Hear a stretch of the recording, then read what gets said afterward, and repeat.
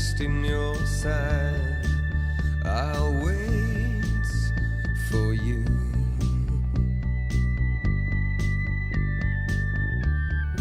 Sleight of hand and twist of fate. On a bed of nails she makes me wait. And I wait without you. With or without you. With or without you. Si votre commandant, nous avons débuté notre descente vers Dublin. Nous serons posés dans un quart d'heure. Nous serons alors à notre point de stationnement. J'espère que vous avez passé un agréable vol. C'est un bon séjour à Dublin ou en Irlande. Merci d'avoir choisi Air France.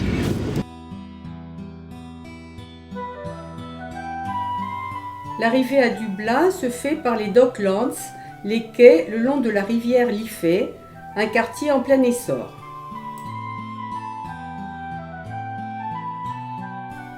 Le palais des congrès.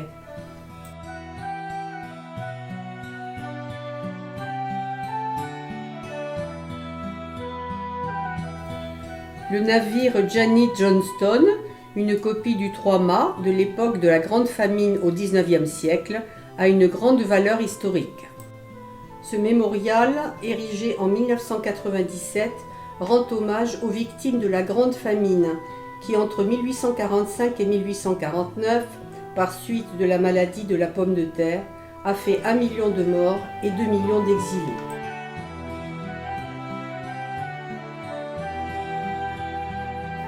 Le poste de douane est un beau bâtiment néoclassique du XVIIIe siècle.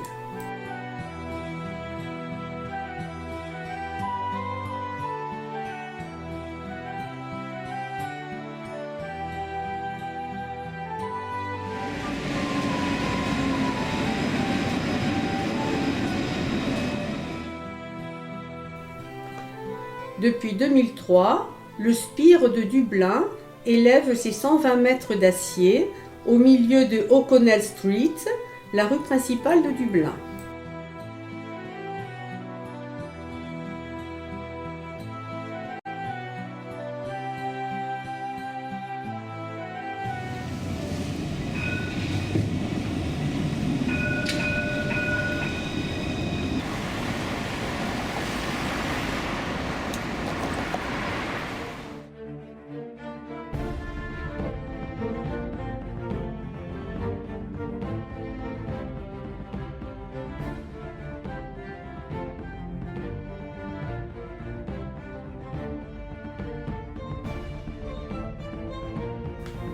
Les premiers hommes auraient peuplé l'Irlande vers 7000 avant Jésus-Christ. À partir du 5e siècle avant Jésus-Christ, arrivent des Celtes qui, à l'avènement du christianisme, bâtissent de nombreux monastères. Au 8e siècle, les Vikings s'installent sur les côtes d'Irlande, pillent les monastères, fondent des villes côtières. Au 12e siècle arrivent les Anglo-Normands.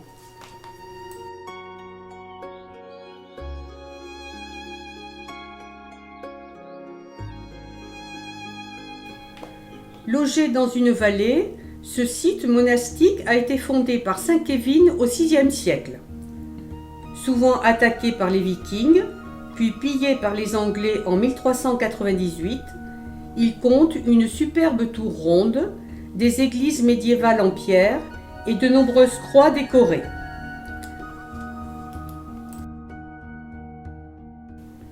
Ces vestiges datent sûrement des Xe, XIe et le XIIe siècles.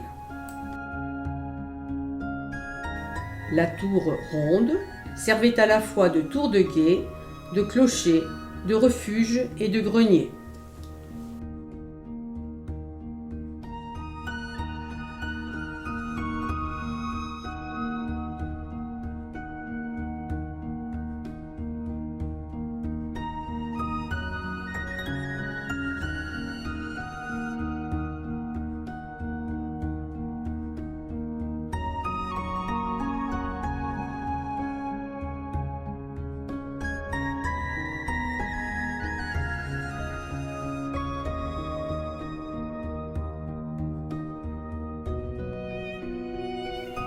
La croix médiévale de saint Kevin est haute de 3,50 m.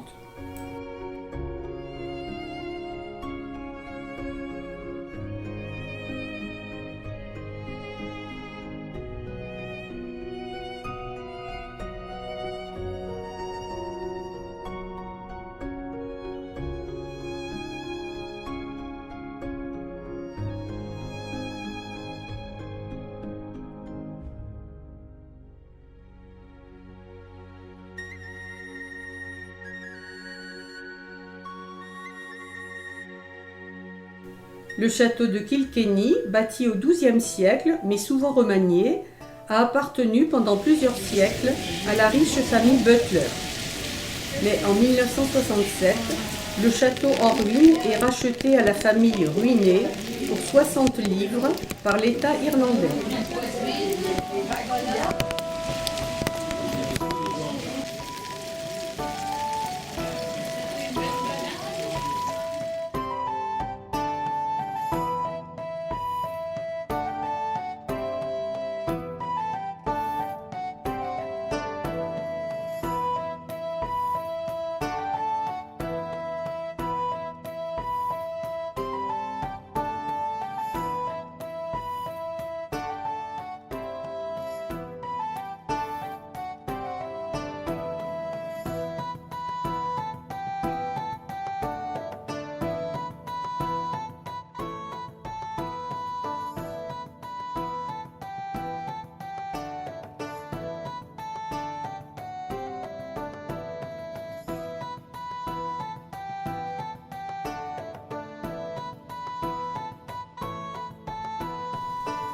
Les murs des chambres sont recouverts de belles tapisseries de style chinois peintes à la main.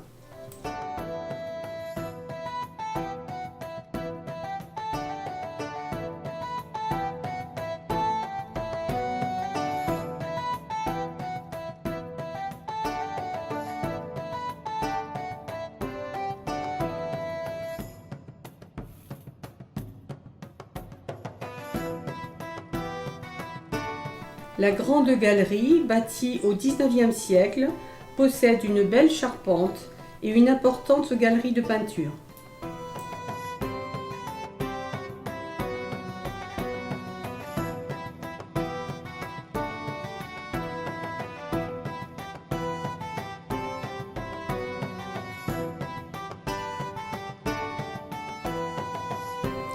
La cheminée est en marbre de Carrare.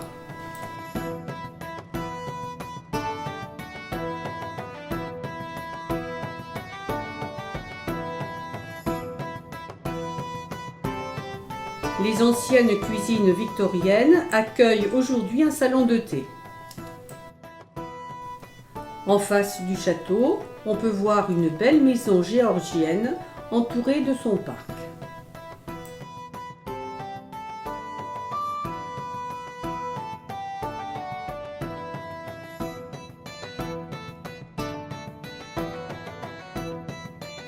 Kilkenny est une ville agréable et vivante, une des cités médiévales les mieux conservées d'Irlande.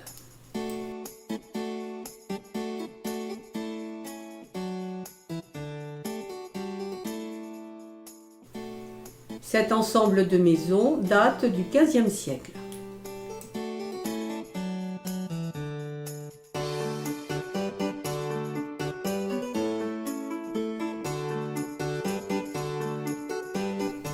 Le palais de justice.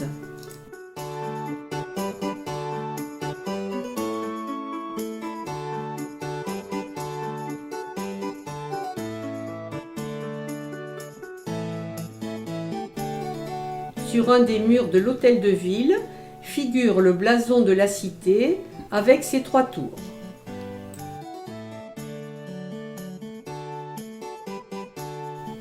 Après un gros orage, le soleil est de retour et le château se montre sous un jour bien différent.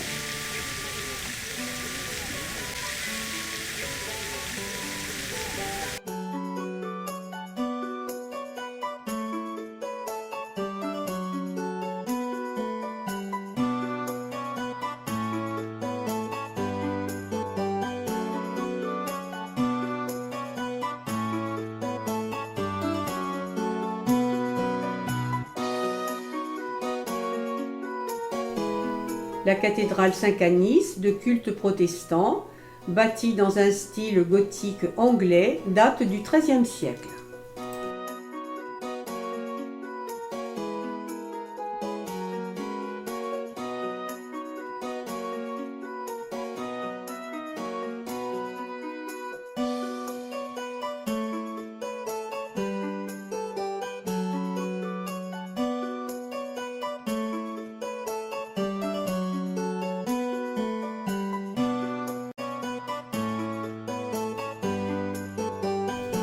Dans la nef majestueuse, le dallage utilise les 4 marbres de l'Irlande, noir, vert, rouge et gris.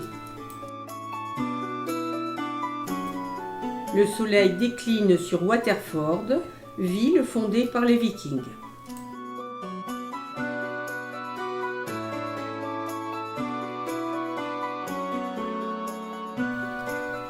L'abbaye de Jerpoint est un ancien monastère cistercien du XIIe siècle.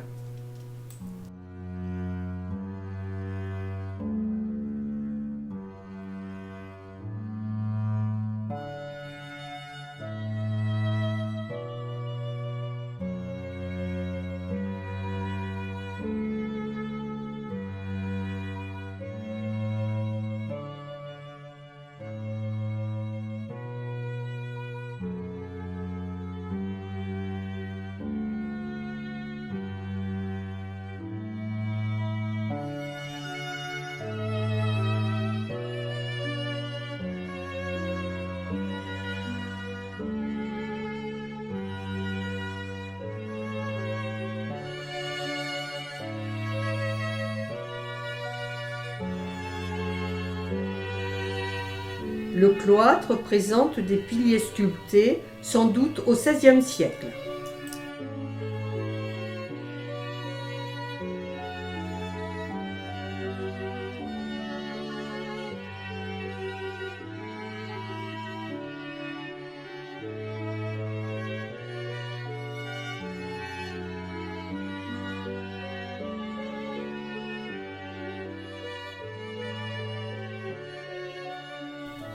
Trois gisants se trouvent dans l'église.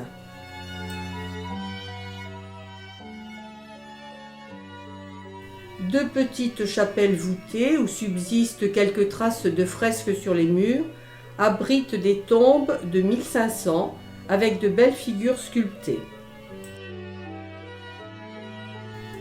Depuis le bord de la route, on aperçoit un ensemble spectaculaire de bâtiments médiévaux avec une tour ronde et une ancienne cathédrale en ruine. C'est le rocher de Cashel, l'un des plus hauts lieux de l'Irlande chrétienne primitive, christianisée au Ve siècle par saint Patrick.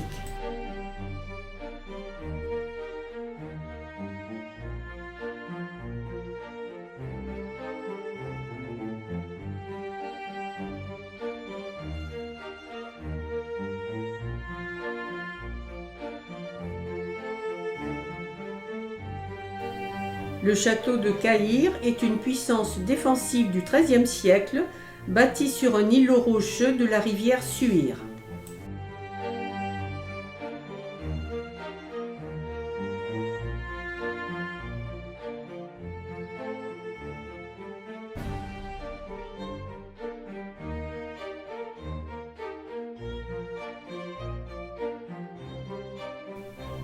Machicoulis, herses, meurtrières pour les archers, tout y est conçu pour arrêter ou écraser l'ennemi.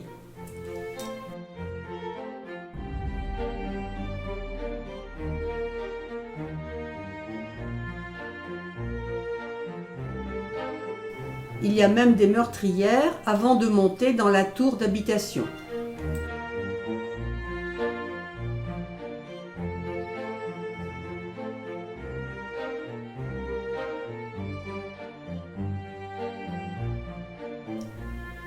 Le deuxième niveau est assez semblable au premier niveau.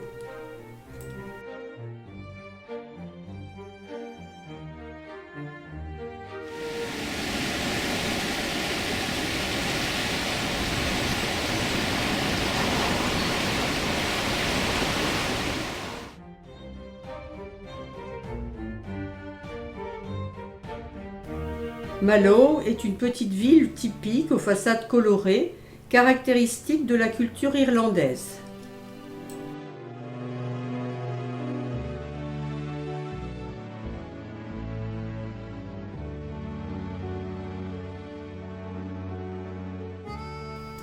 C'est là que nous allons faire l'expérience de l'Irish Coffee. Ça aurait été bien aussi si... Non, ça va. C'est gentil.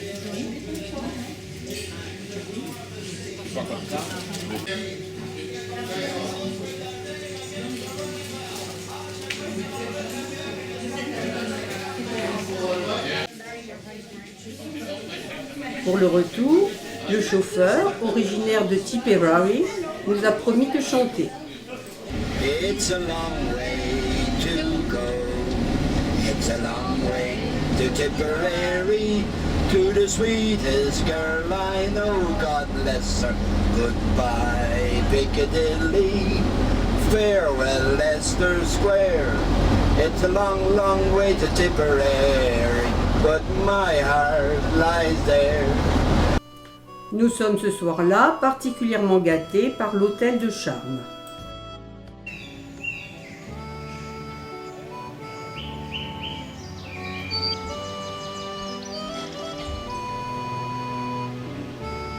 Une superbe chambre nous a été attribuée.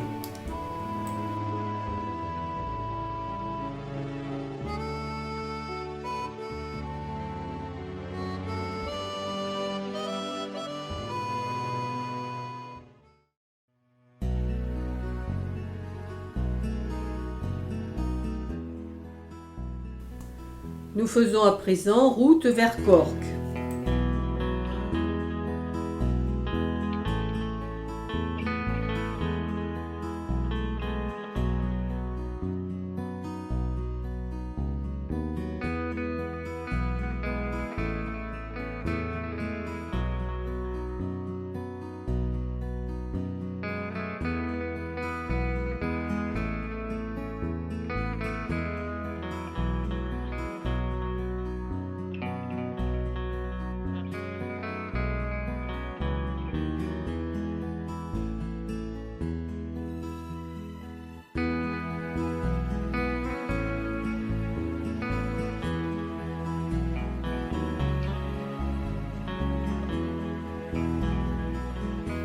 Le marché anglais, l'un des plus anciens d'Europe, existe depuis le XVIIIe siècle.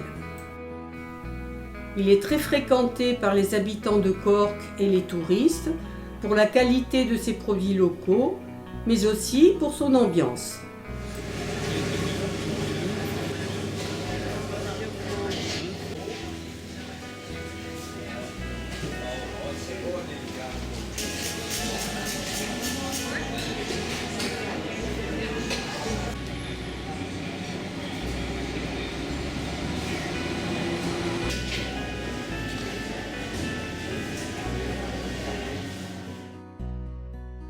Le National Monument célèbre les patriotes irlandais morts dans la lutte pour l'indépendance.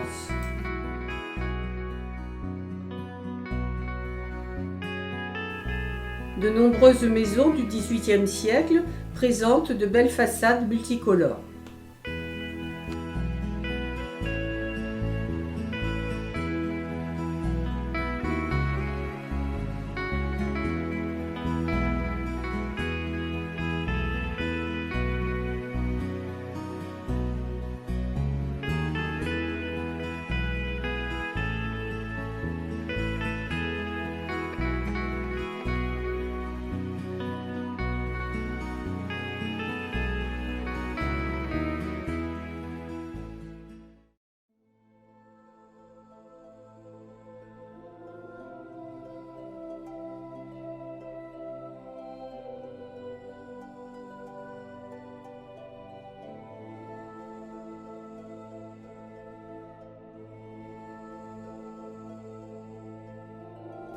L'arrêt déjeuner permet de visiter à Kenmare l'église Holy Church catholique avec de beaux vitraux et un autel en marbre de Carrare.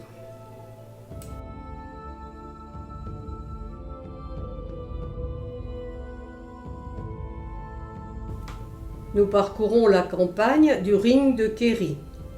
Le temps devient menaçant.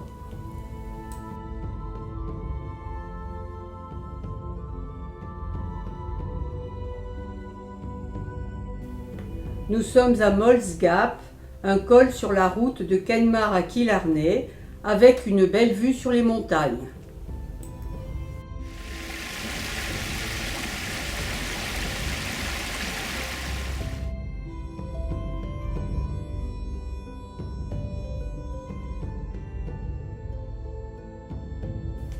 Ladies View est un point de vue panoramique sur la vallée de Killarney et les lacs.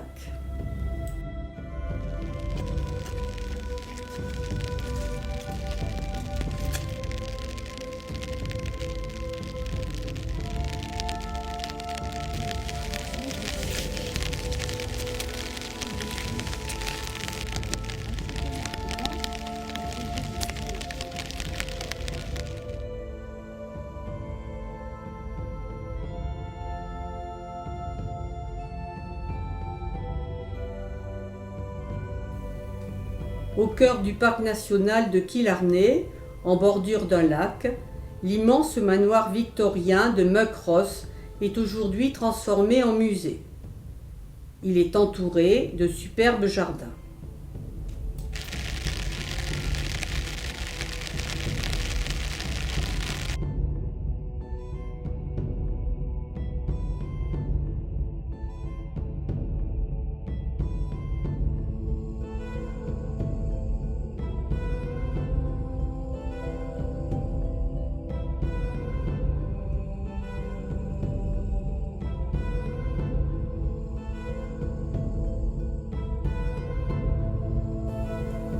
C'est la visite de la reine Victoria qui a donné l'impulsion à la ville de Killarney en 1861.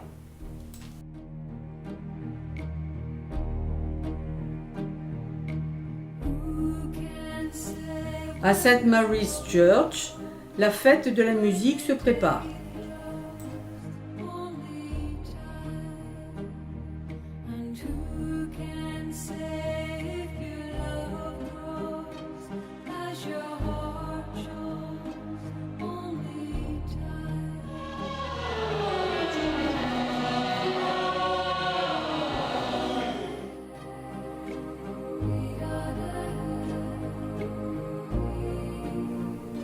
Il est agréable de flâner dans les rues.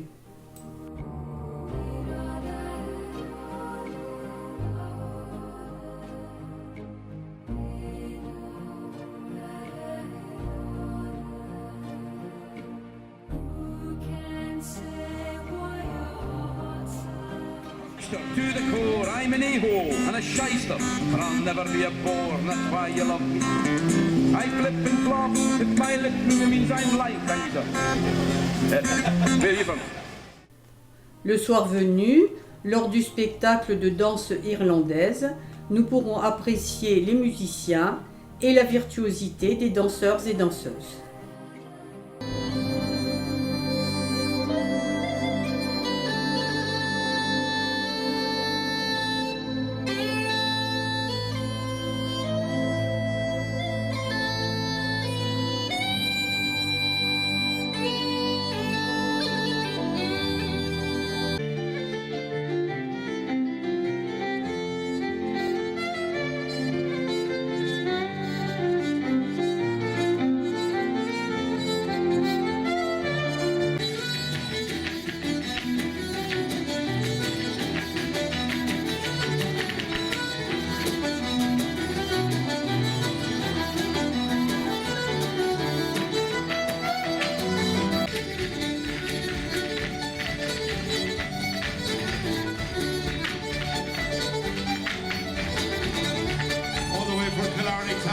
The amazing champion that is Miss Kate Morgan.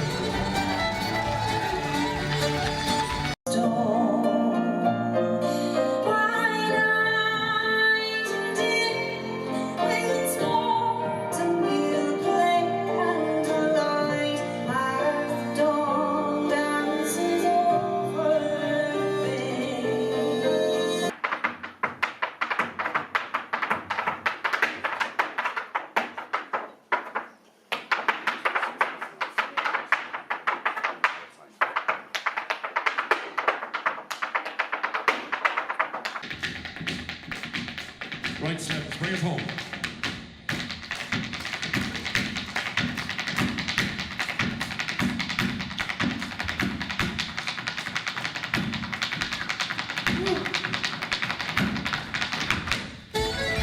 You have been watching Celtic Steps, the show, the Celtic Steps dancers.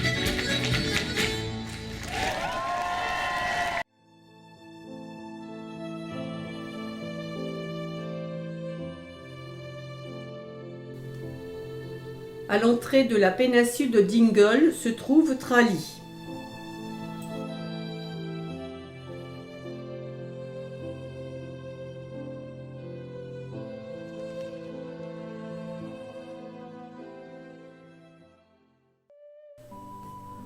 Au pied de l'église, prenons le temps de flâner dans le parc de la Rose. On y célèbre annuellement la Rose, une jeune fille au destin douloureux. Par ailleurs, un musée très intéressant retrace toute l'histoire de l'Irlande.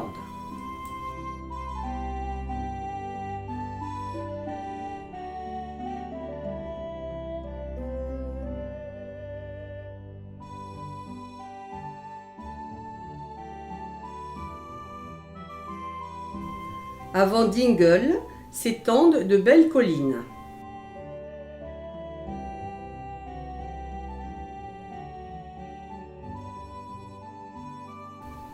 On y voit paître des vaches, l'Irlande produit crème et beurre, et des moutons pour la viande et la laine.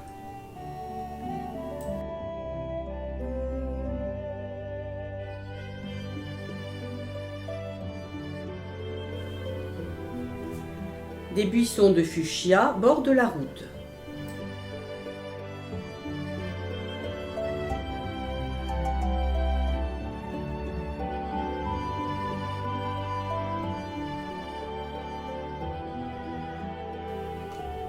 Des façades colorées, des quais animés, de nombreux pubs, la petite ville de Dingle, la plus à l'ouest de l'Irlande, ne manque pas de charme.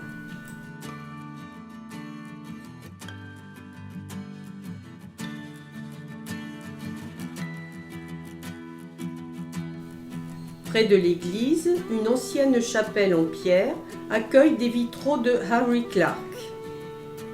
On peut admirer les couleurs somptueuses et la richesse du détail.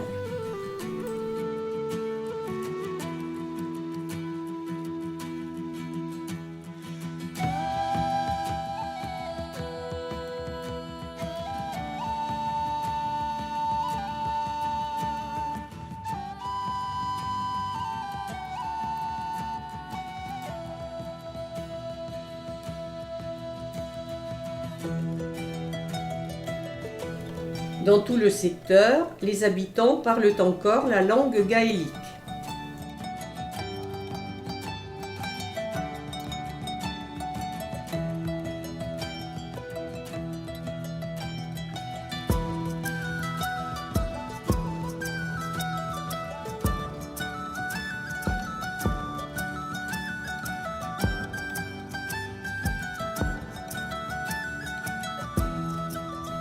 Pendant des années, le dauphin Fungi a amusé les touristes et fait les affaires des habitants de la cité.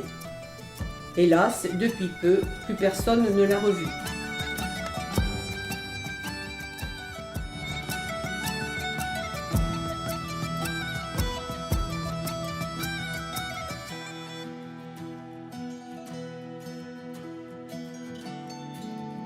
Dans la brume se dessinent les spectaculaires îles Skellig.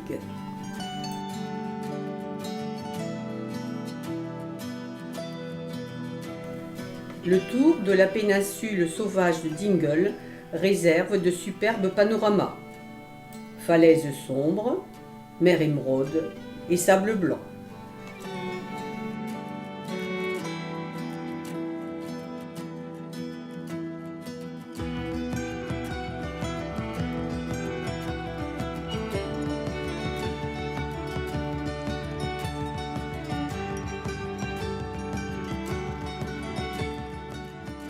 Ici, ce sont les îles Blasket.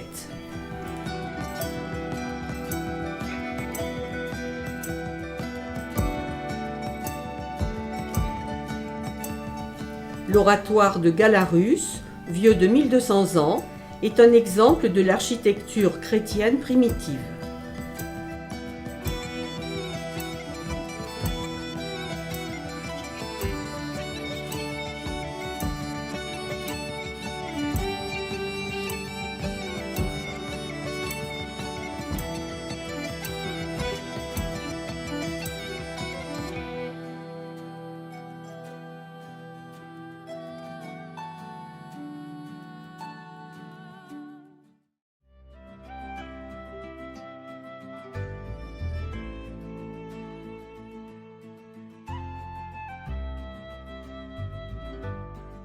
Sur la route de Limerick, dans les années 1820, Lord Adare a fait bâtir pour ces gens des chaumières. Aujourd'hui restaurées, elles attirent les touristes.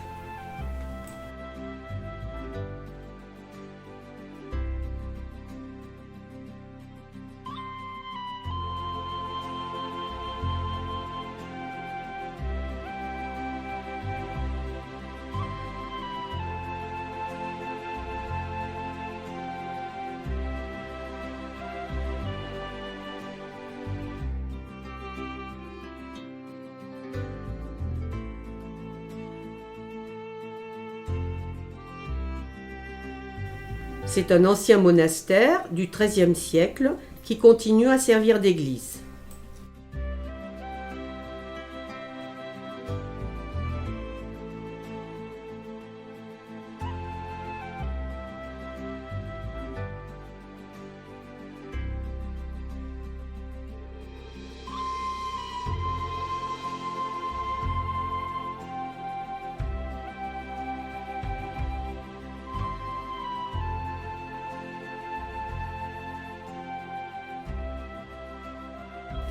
Nous arrivons à Limerick, ville fondée au Xe siècle par les Vikings.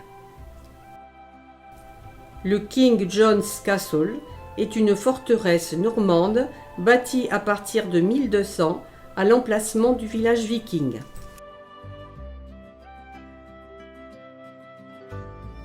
Le musée Hunt, ouvert en 1997, occupe l'ancienne maison des douanes du XVIIIe siècle. Un couple de collectionneurs y a rassemblé une riche collection d'objets et de pièces d'art de la préhistoire à nos jours.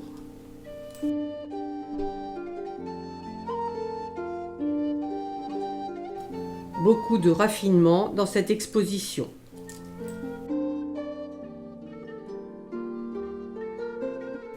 Un grand intérêt était apporté aux objets religieux.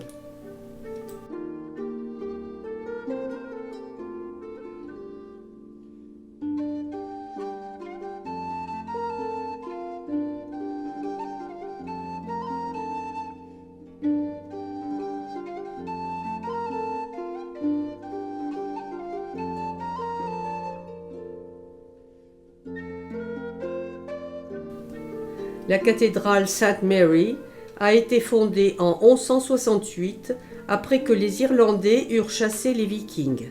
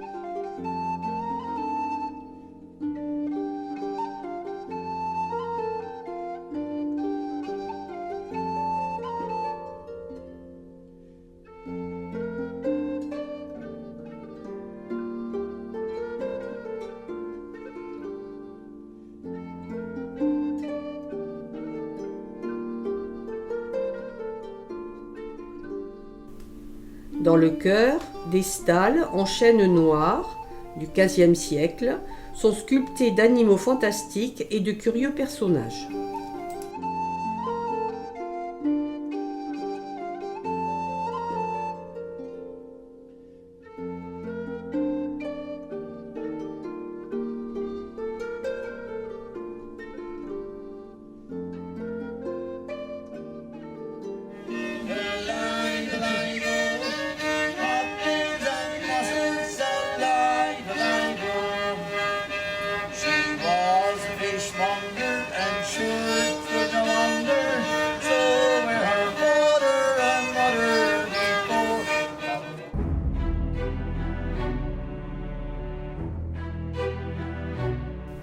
Le château médiéval Bunratty du XVe siècle, orné de meubles et de tapisseries d'époque, et superbement conservé.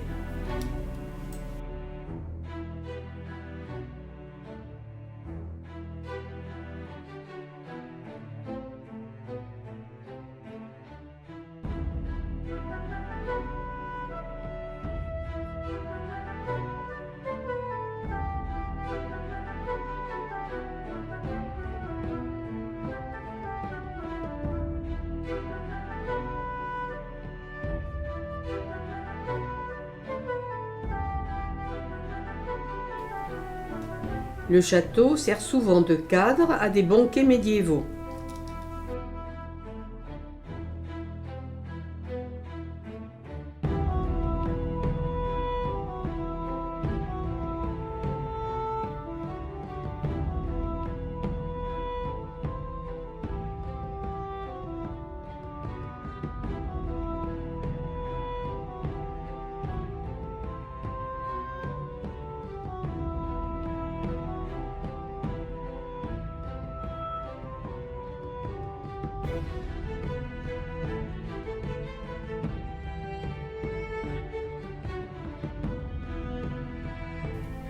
Attenant au château, le Folk Park présente une intéressante reconstitution d'un village rural du XXe siècle.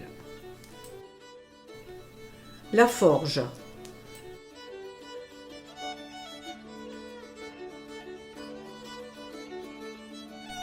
Une petite maison de laboureur. Le centre du village. La maison du docteur. Le comptoir du pub.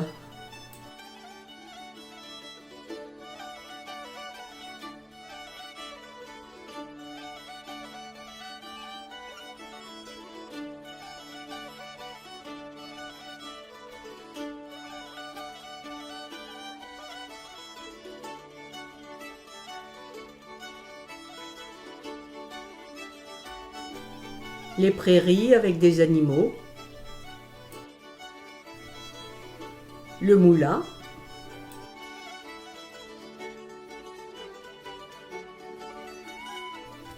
Exemple d'un logement occupé à la fois par la famille et ses vaches laitières.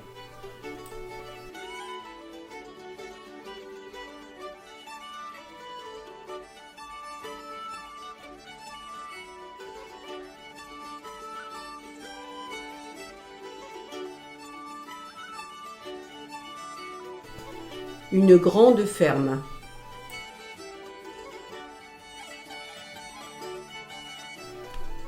Nous venons d'arriver sur le site des falaises de Moher.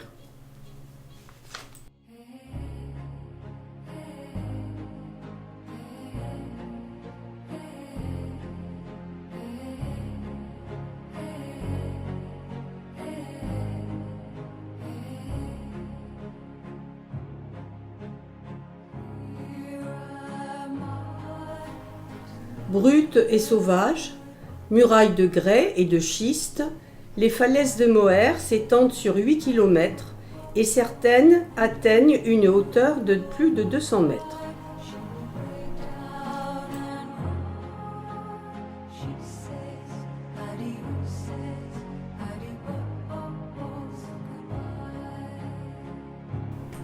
Les falaises offrent des vues sublimes et vertigineuses.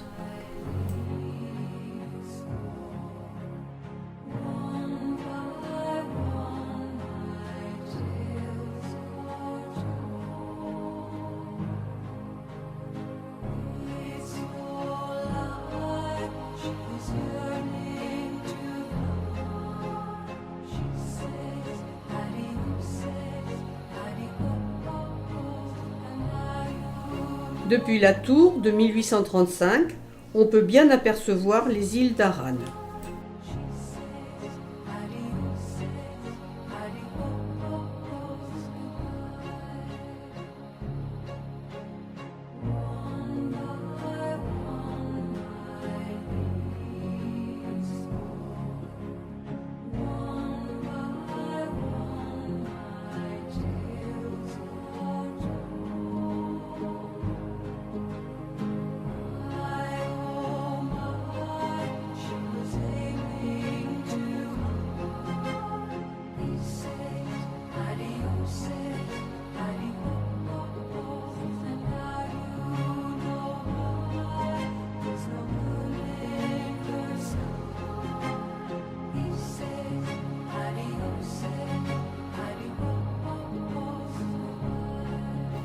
Nous voici au cœur du Buren, une zone calcaire qui se prête à l'érosion et au ravinement. Souvent, la roche calcaire y est à nu, sculptée par les glaciers, les vents et les pluies. La roche est souvent entrecoupée de profondes entailles où pousse la végétation.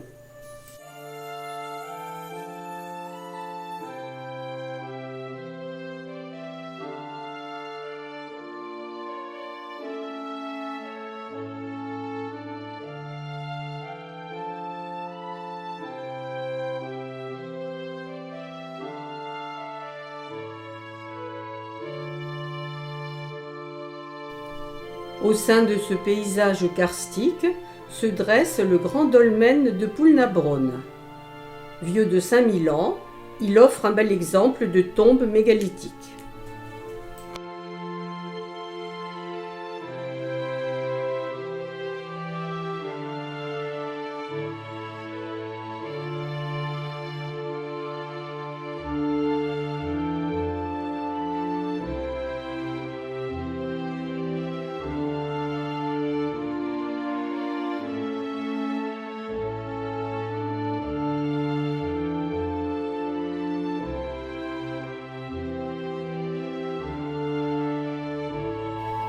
Le château de Dunguer a été construit en 1520 sur un éperon rocheux dominant les rives de la baie de Galway. Avec sa tour de plusieurs étages, c'est un superbe site.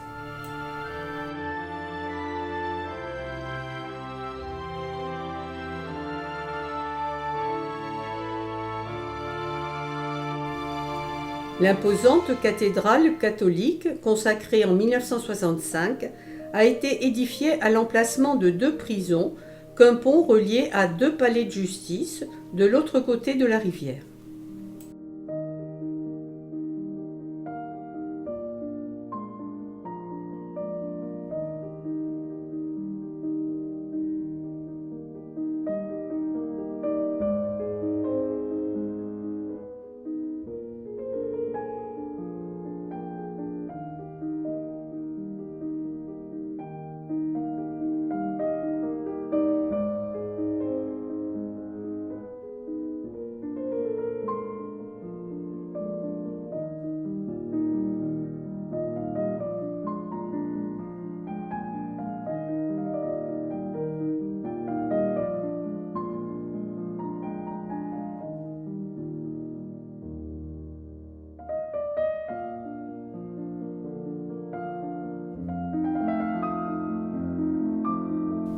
Une passerelle récente à usage des piétons leur permet de gagner facilement le centre-ville.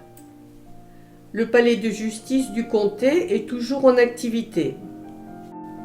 L'ancien palais de justice de la ville est devenu un théâtre.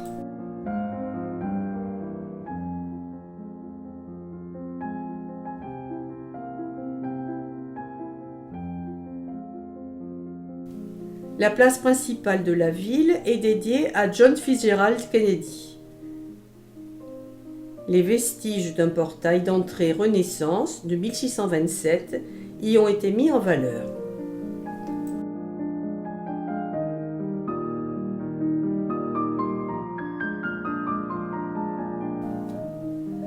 Ville universitaire avec une population jeune et cosmopolite, Galway doit son attrait à l'animation de ses rues colorées, ses petits restaurants et ses pubs. Elle a été capitale de la culture en 2020. Cet imposant manoir médiéval du XVe siècle, à la façade très ouvragée, abrite une banque.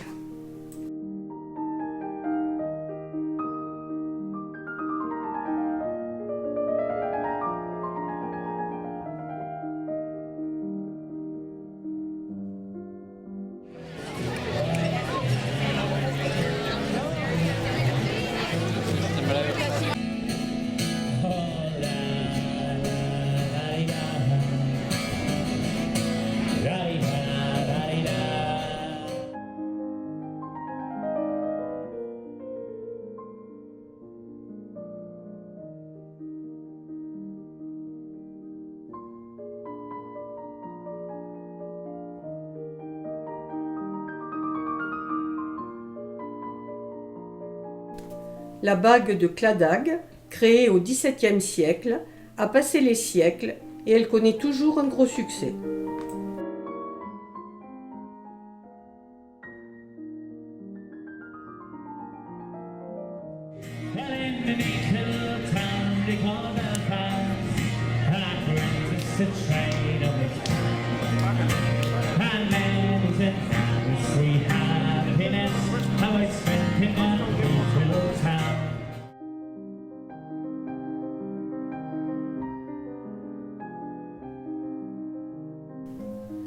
Le Connemara, c'est un pays sauvage et désert, un pays de tourbières, de montagnes austères, de lacs multiples, de landes, souvent noyées par les brumes ou les pluies.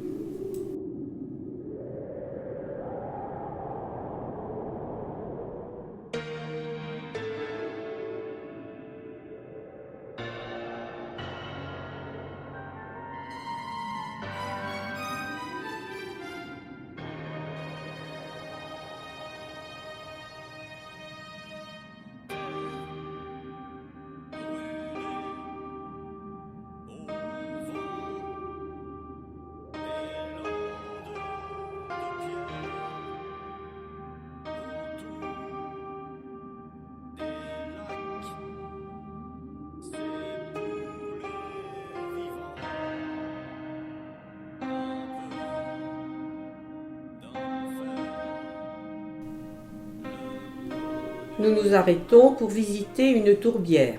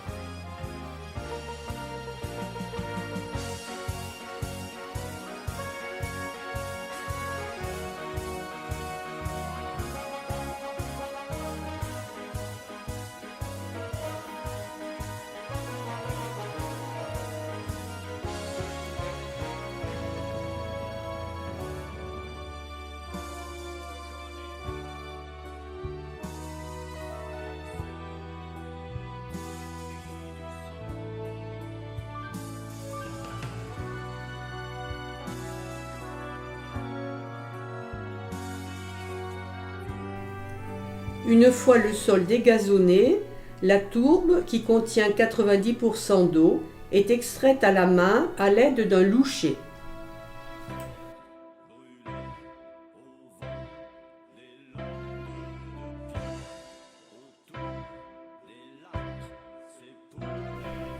Les pains de tourbe, qui pèsent 5 kg, sont déposés sur le sol pendant 15 jours. Ils sont ensuite disposés en pyramide pendant 6 semaines.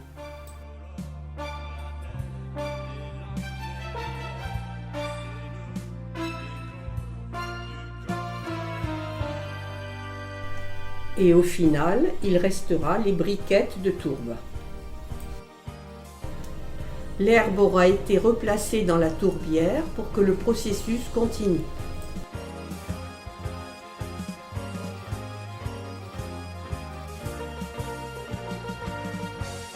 Nous nous rendons dans la chaumière, chauffée et enfumée par les briquettes de tourbe, où vivaient pauvrement les extracteurs de tourbe.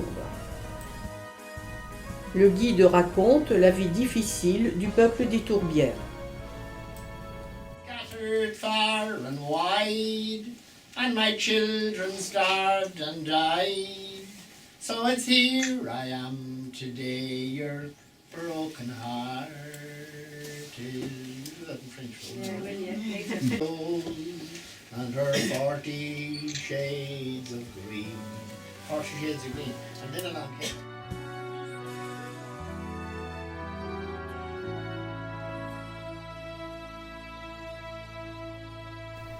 Des arbres ont été plantés lors de la visite de présidents américains d'origine irlandaise.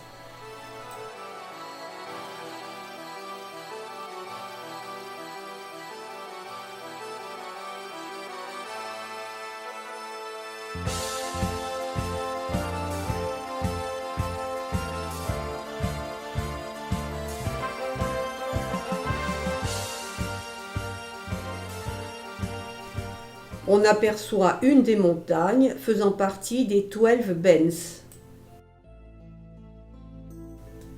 En 1867, Henry Mitchell, anglais, fait construire par amour pour sa femme irlandaise, Margaret, un beau manoir de style néogothique au sein d'un immense domaine. Tout au bout du parc, un jardin clos victorien, rare dans une tourbière irlandaise, a été construit en même temps que le château.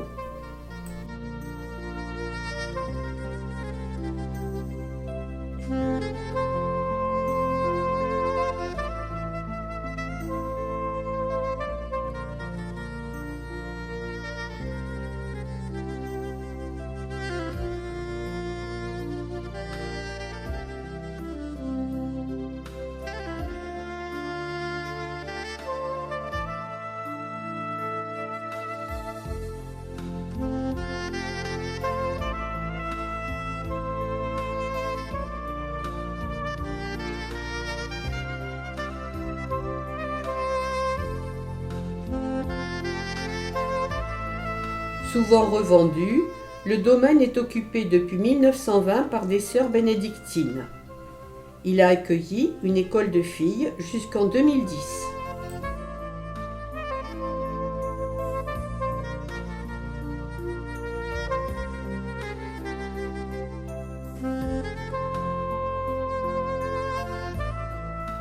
Les intérieurs étaient très luxueux.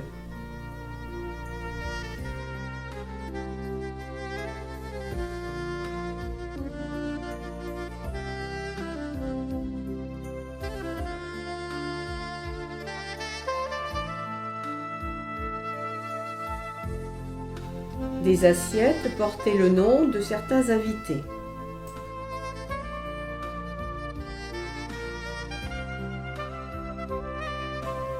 Un fac-similé du livre de Kell, conservé à Trinity College, est installé à proximité de l'ancienne salle de classe.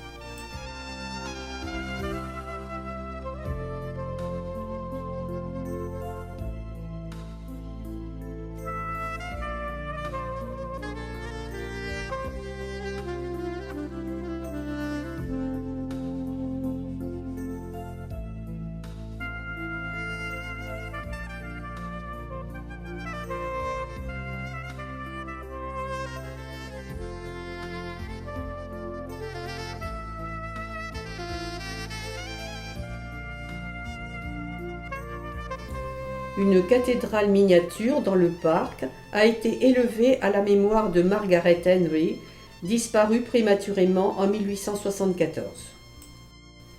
Un petit mausolée voisin contient les dépouilles des époux Henry.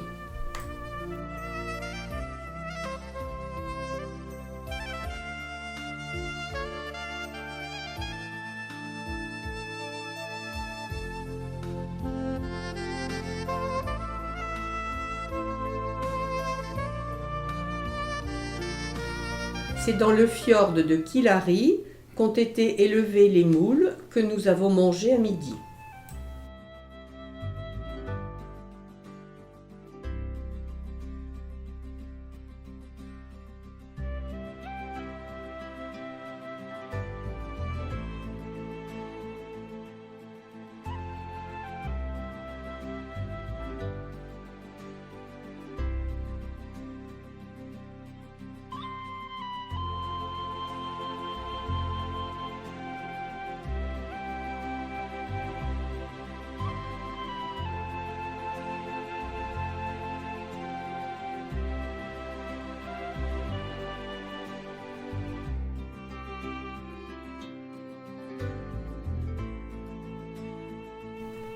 Pour protéger l'environnement, toute extraction de la tourbe autre que manuelle a été interdite.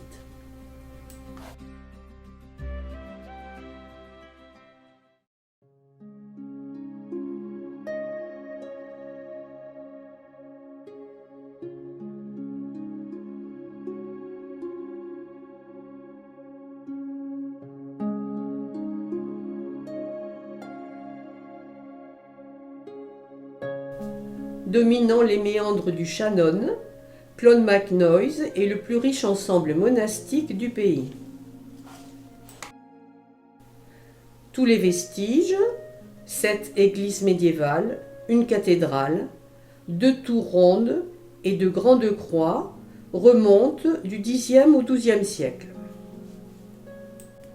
Les originaux des croix sont exposés dans le centre des visiteurs.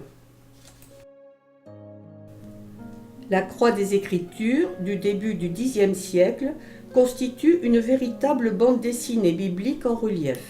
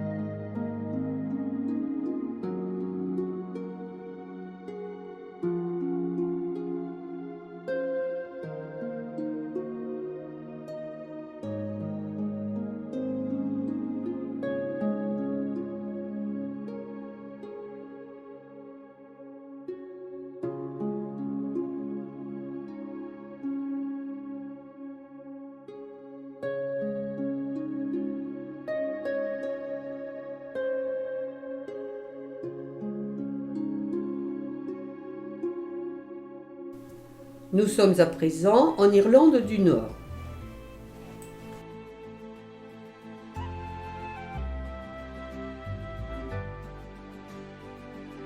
Le drapeau a changé.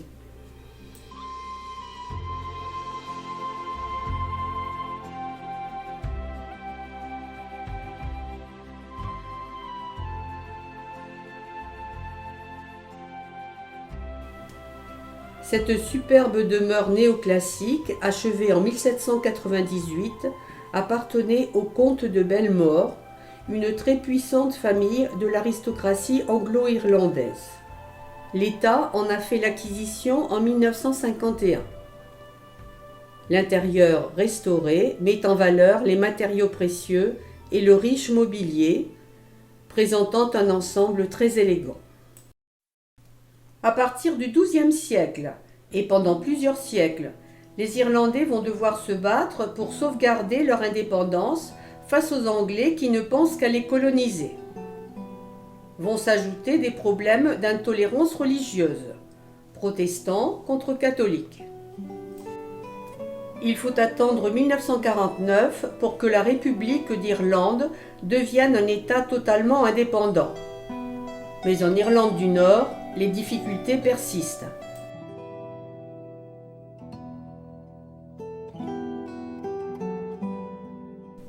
Dominant la ville et le fleuve, les remparts construits au début du XVIIe siècle pour protéger les colons anglais entourent la vieille ville sur 1,6 km, tel un camp militaire.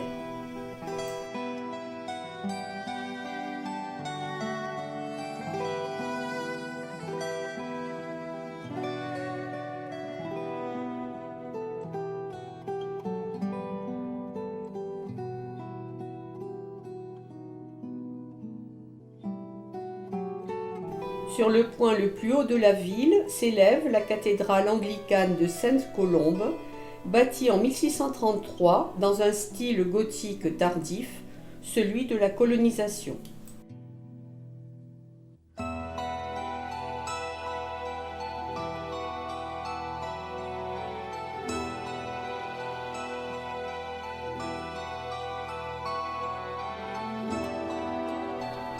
Les remparts offrent la meilleure vue sur Bogside, le quartier catholique rejeté au-delà des murs, où ont éclaté d'atroces affrontements de 1968 à 1972.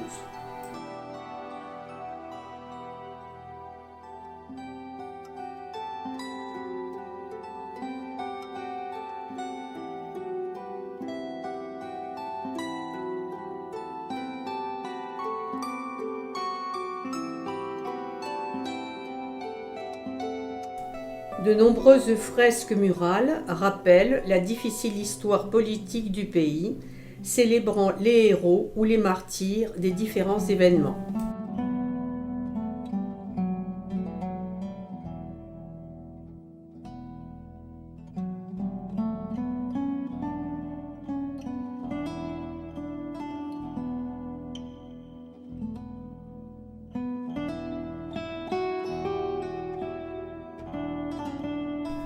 Sur ce mural, un des derniers exécutés, figure la colombe de la paix.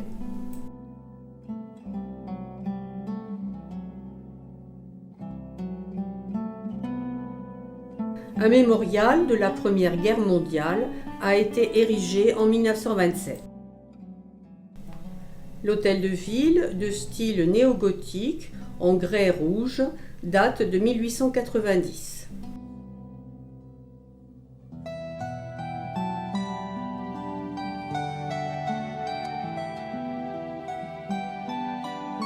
De magnifiques vitraux relatent des épisodes de l'histoire de Derry.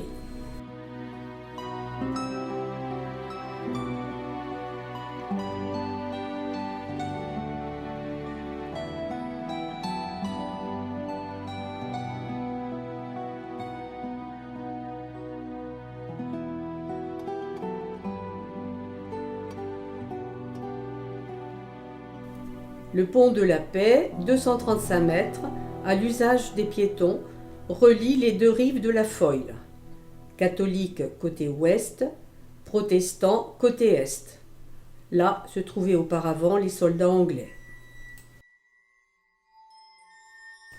Nous quittons Derry, ou Londonderry, suivant de quel bord on se situe, pour la chaussée des Géants.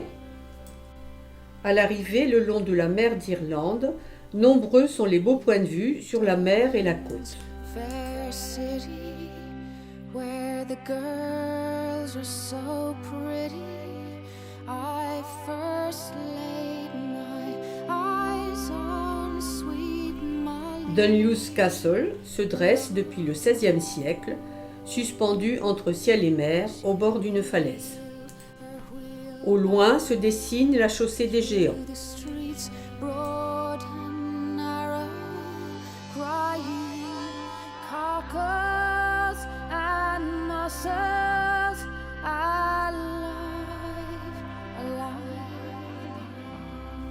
La distillerie Bushmills serait l'une des plus anciennes du monde.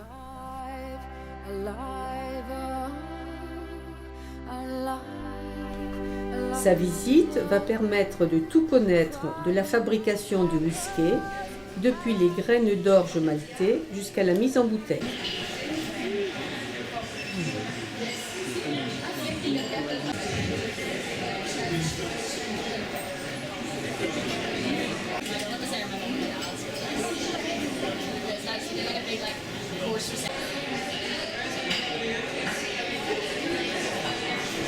La dégustation finale est primordiale pour évaluer la qualité du produit.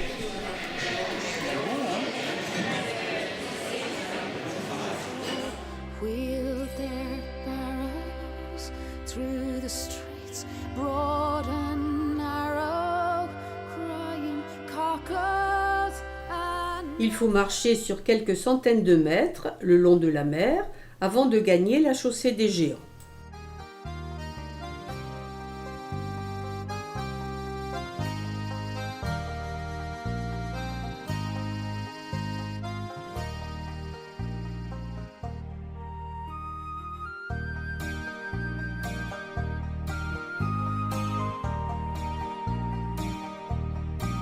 La légende veut qu'un géant soit à l'origine de la chaussée.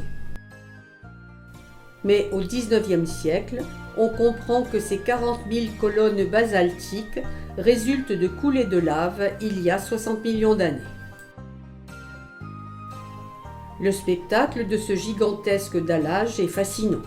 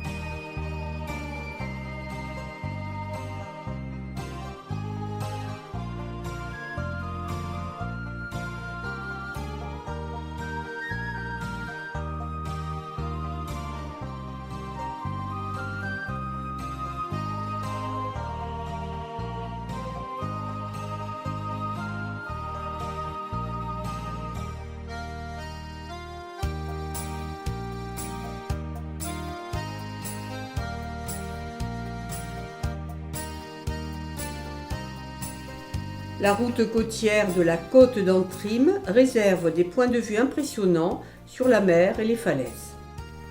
Le Rope Bridge relie le rocher à la côte depuis 350 ans.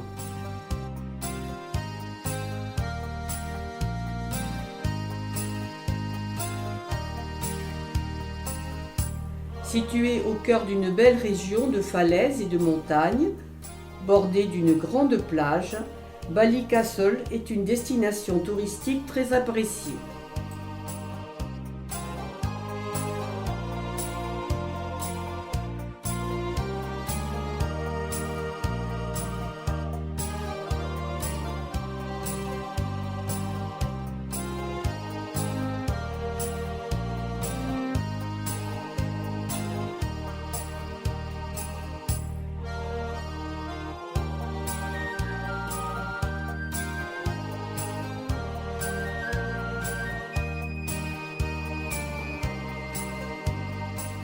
Depuis Ballycastle, on aperçoit nettement Rathlin Island.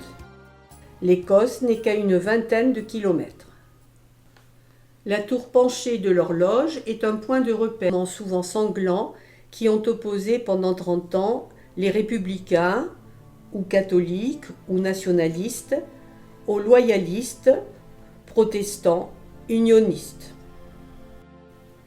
Les murales ont servi tour à tour d'exutoire aux deux communautés, mais aussi d'outils de propagande et parfois d'espoir de paix.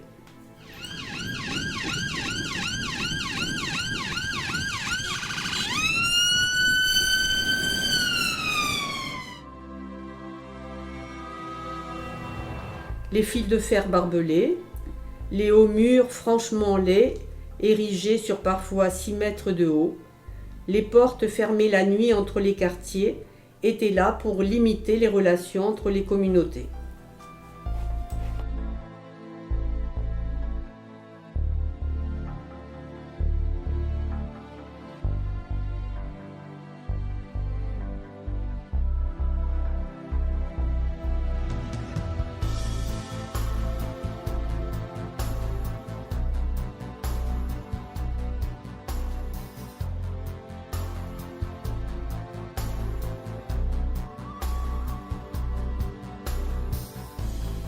La couleur du drapeau, la présence d'une croix, des signes et des symboles sont visibles un peu partout.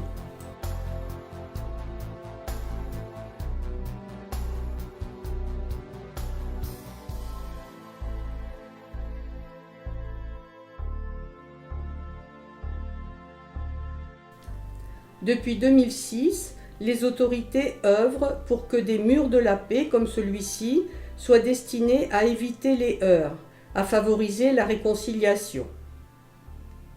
Des visiteurs y inscrivent leurs messages.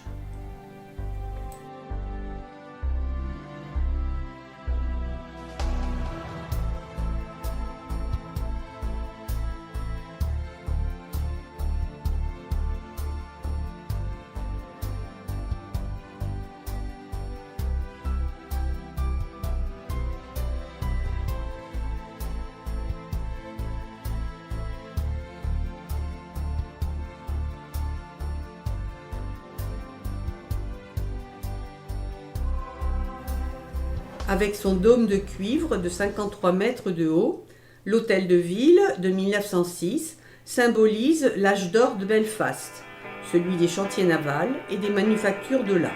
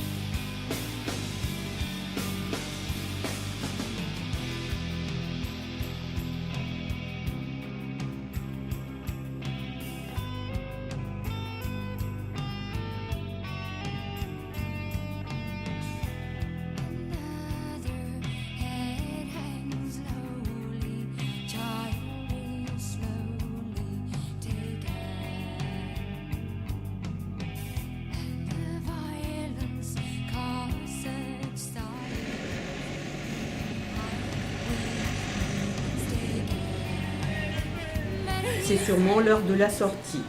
Nous croisons de nombreux collégiens revêtus de leur uniforme.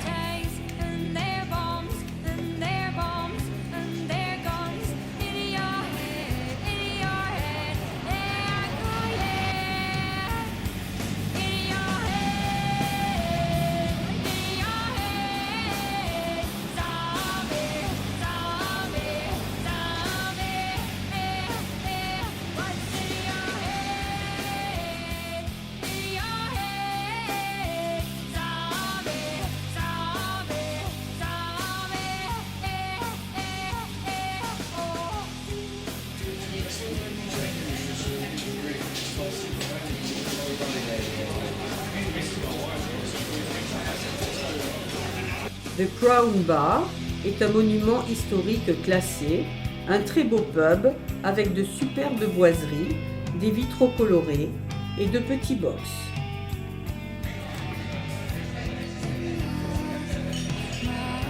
Nous reviendrons voir l'ambiance ce soir.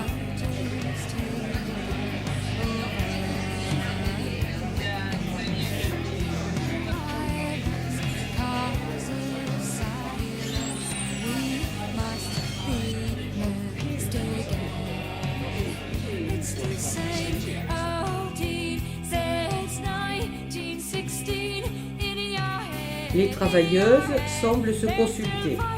Ont-elles l'intention d'aller au théâtre?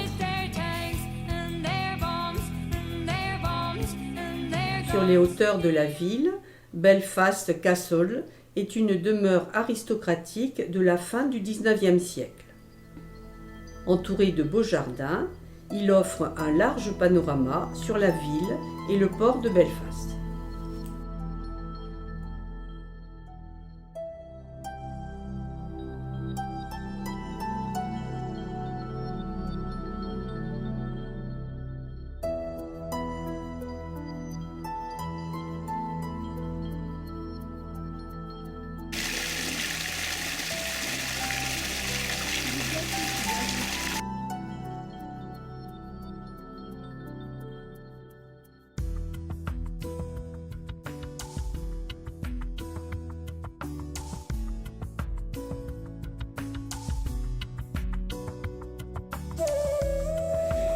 Retour le soir venu au Crown Bar, très animé.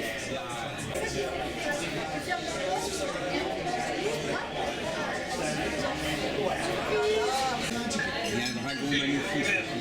Il faudrait les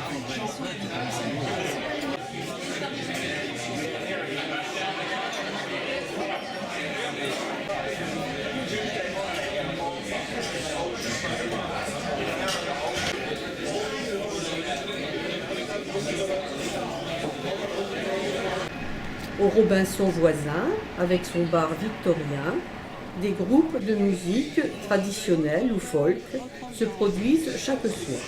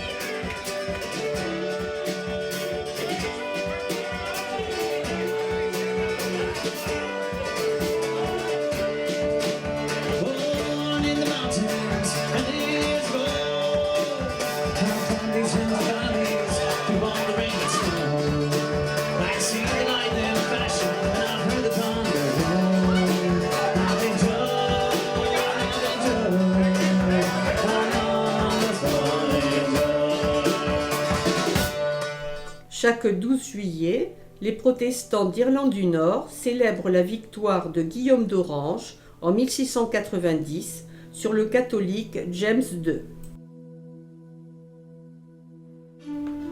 À en juger par le nombre de drapeaux et les affiches, on devine aisément vers quel côté penche cette localité. Tout s'explique. Cet édifice en briques rouges de la fin du XVIIIe siècle, avec une imposante grille en fer forgé, est une résidence royale.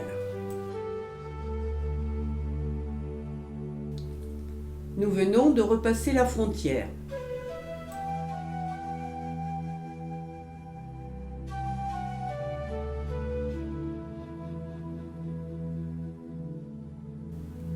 Il y a plus de 5000 ans, dans les méandres de la rivière Boyne, les populations agricoles du Néolithique ont réalisé de spectaculaires tombes mégalithiques.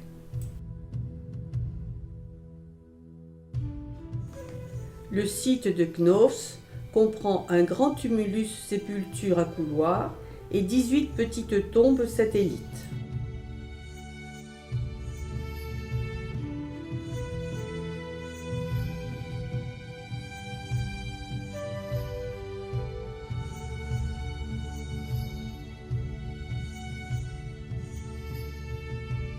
À l'intérieur du grand tumulus de 90 à 95 mètres de diamètre, le couloir principal abrite 2 chambres funéraires situées dos à dos et au bout de 2 couloirs de 34 et 40 mètres.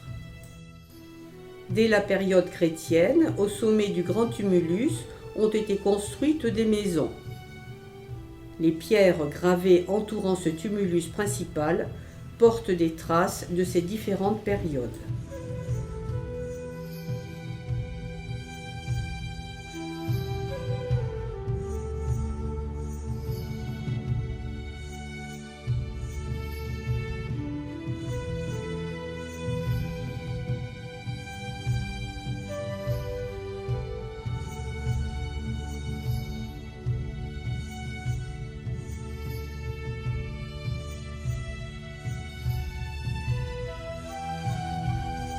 On aperçoit au loin le tumulus de Newgrange.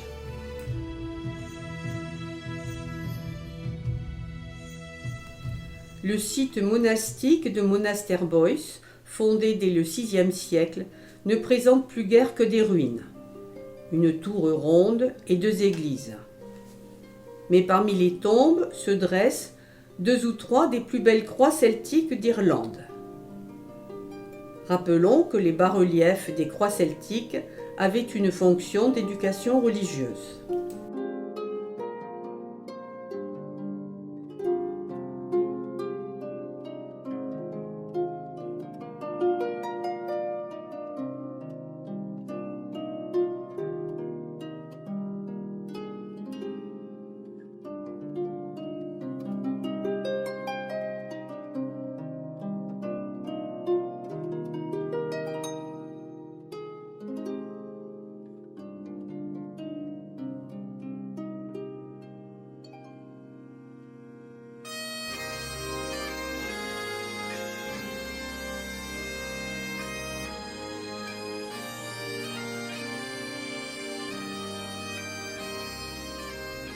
Retour à Dublin pour en découvrir d'autres aspects. Nous voici dans le quartier géorgien. L'architecture géorgienne s'étale de 1700 à 1830 et à cette époque, les riches familles attachaient une grande importance à l'architecture et la décoration. L'Irlande était alors régie par la Grande-Bretagne. On entre par de belles portes, souvent peintes de couleurs vives.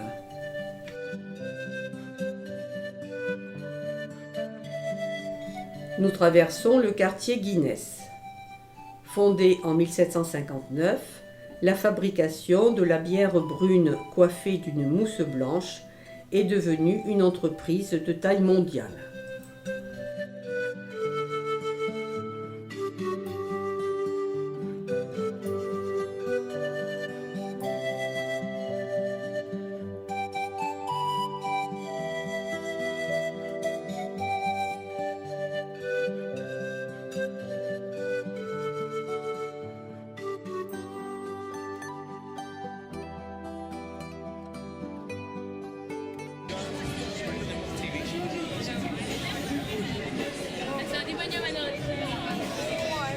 Menacé de destruction, le quartier du Temple Bar, finalement sauvé, est devenu un lieu branché et festif, un centre culturel et commercial, très animé et musical la nuit venue.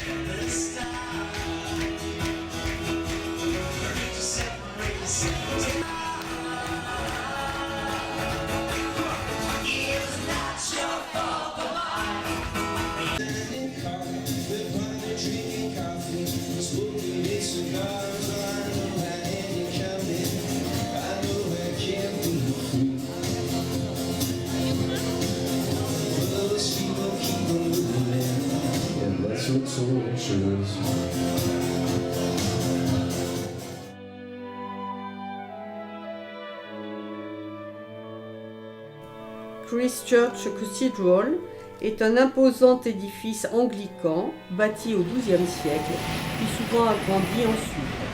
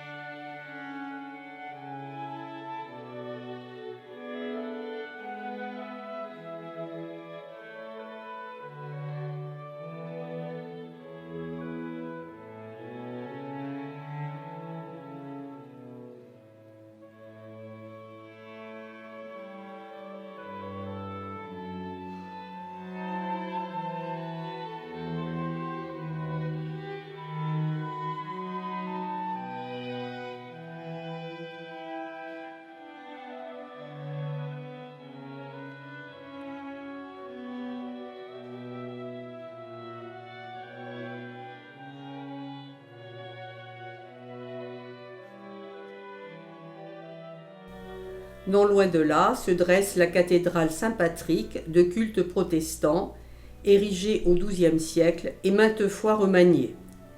L'édifice actuel date de 1860.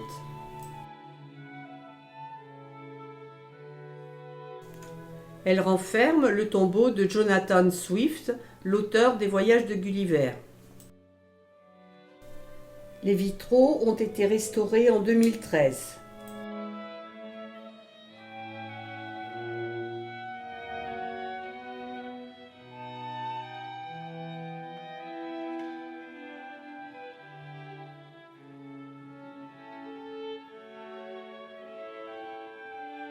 Les stalles dans le chœur sont couronnées de casques et d'oriflammes de chevaliers.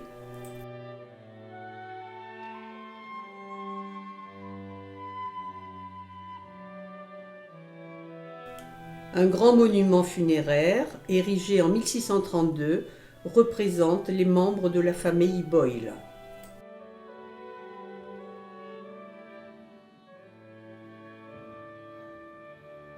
Cette bibliothèque-musée abrite les collections d'un ingénieur new-yorkais passionné par les manuscrits rares et anciens. On peut y admirer de merveilleux livres enluminés de toutes origines. Manuscrits du XVe siècle tardif.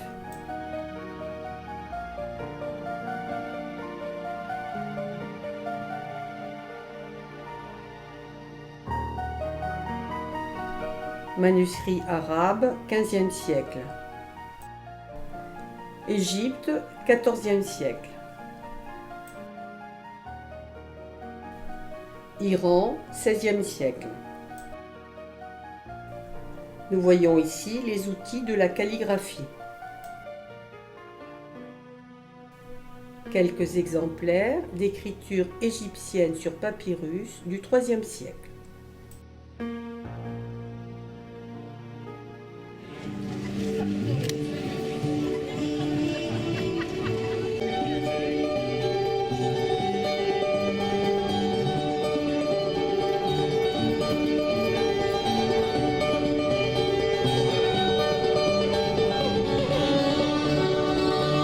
Fondée en 1592 sous le règne d'Élisabeth Ier, puis agrandie au XVIIIe siècle, Trinity College est jugé comme un fort symbole de la domination culturelle anglaise. C'est dans sa bibliothèque qu'est conservé le livre de Kells, célèbre depuis l'an 800 pour ses enluminures des 4 évangiles, un vestige de l'art religieux médiéval.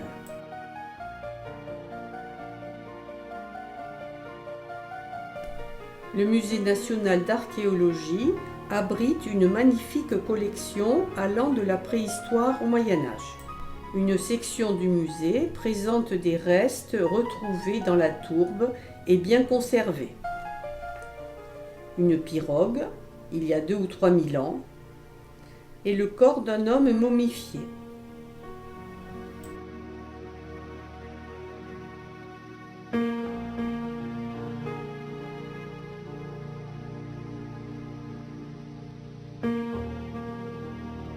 On peut voir aussi de très nombreux bijoux en or d'époque celtique ou viking, souvent trouvés dans des tombes ou des cachettes.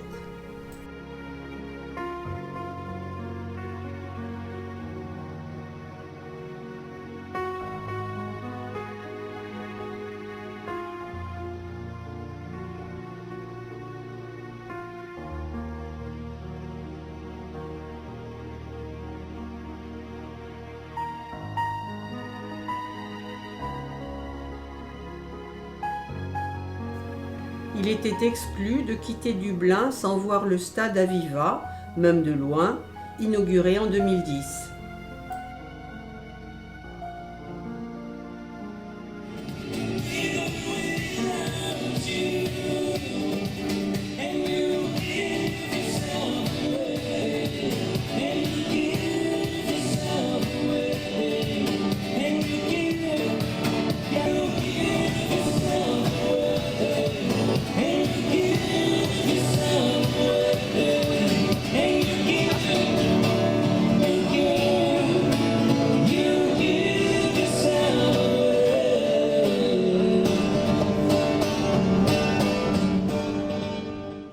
See the stone set in your eyes, see the thorn twist in your side.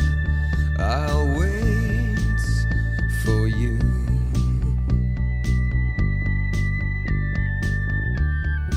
Sleight of hand and twist of fate, on a bed of nails she makes me wait, and I wait without you.